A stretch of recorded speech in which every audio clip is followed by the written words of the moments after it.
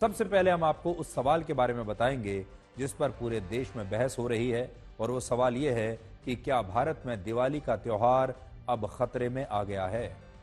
एक नई खबर हमारे पास आई है।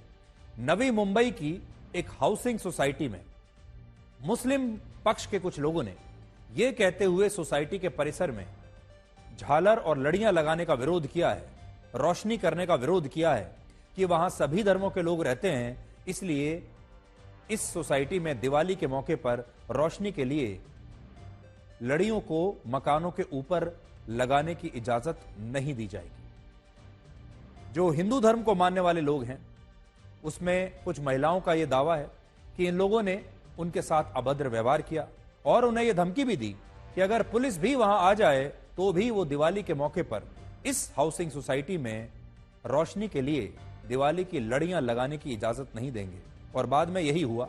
हमें इस पूरी घटना का एक वीडियो मिला है जिसमें कुछ लोग लगातार ये बात कह रहे हैं कि इस सोसाइटी में किसी भी कीमत पर दिवाली के मौके पर रोशनी की इजाजत नहीं दी जाए। पहले हमारे देश में दिवाली के मौके पर पटाखों का विरोध हो रहा था।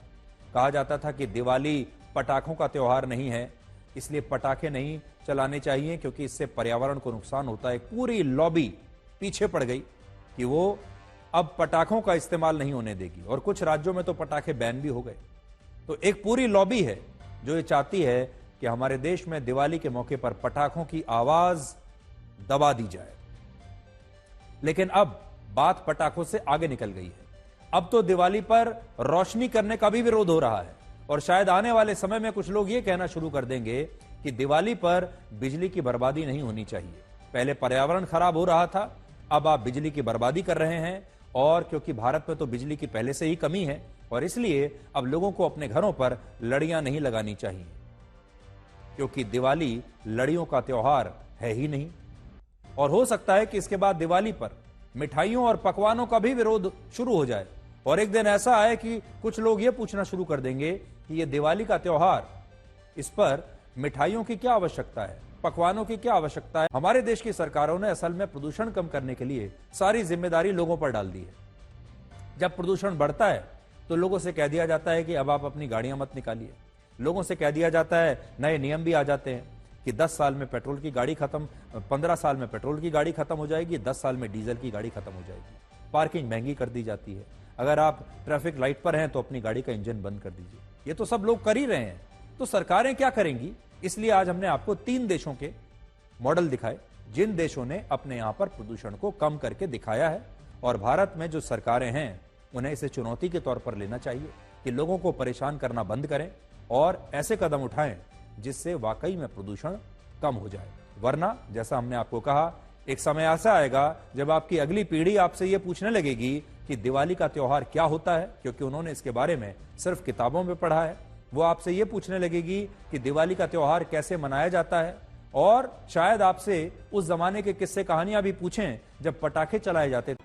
आज आपको इन 2 तस्वीरों को भी याद रखना चाहिए, जिनमें एक तस्वीर वर्ष 2016 की है जब उत्तर प्रदेश में अखिलेश यादव की सरकार थी, और तब सरयू नदी के घाट सूने पड़े रहते थे और वहां काफी गंदगी हुआ करती थी।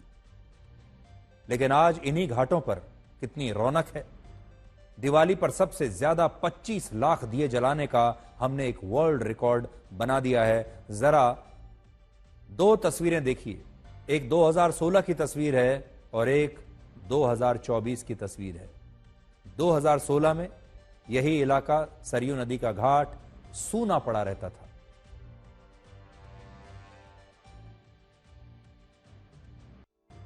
बहुत कम लोग इस बात को जानते हैं कि जिस अयोध्या में भगवान राम का जन्म हुआ, उस अयोध्या में वर्ष 2017 से पहले तक दीपोत्सव जैसा कोई कार्यक्रम होता ही नहीं था, और पिछली सरकारों में कभी सरयू नदी के घाटों की ऐसी तस्वीरें नहीं आती थी। लेकिन वर्ष 2017 में मुख्यमंत्री योगी आदित्यनाथ ने इस दीपोत्सव कार्यक्रम की शुरुआत की, और पहली बार 2017 में अयोध्या में दिवाली 1,17,000 दियों के साथ मनाई गई।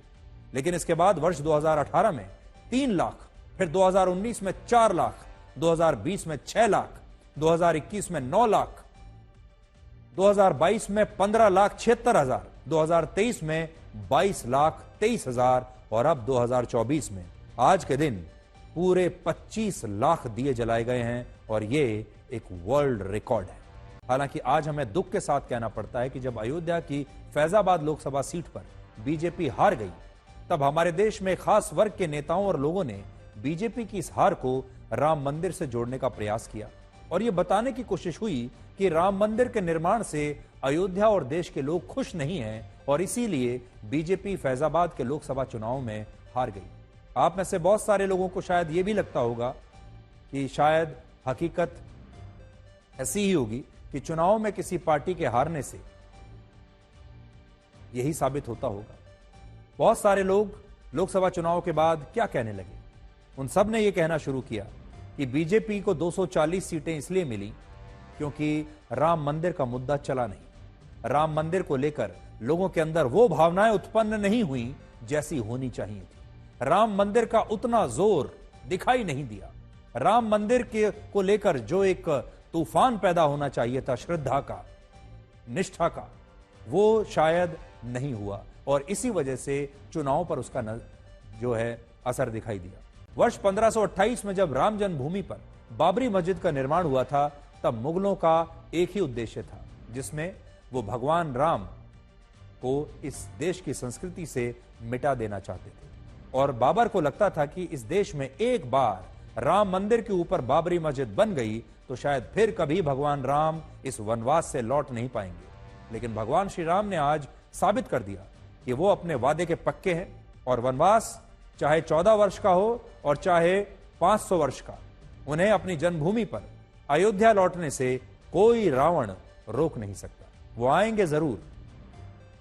अब आप ये देखिए कि भगवान श्री राम अयोध्या के भव्य मंदिर में अपनी पहली दीपावली कैसे मनाएंगे और उनकी पोशाक की आजकल इतनी चर्चा क्यों हो रही।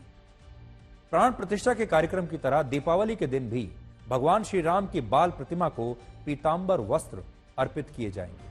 पीतांबर संस्कृत भाषा का शब्द है जिसका अर्थ होता है पीले वस्त्र धारण करने वाला।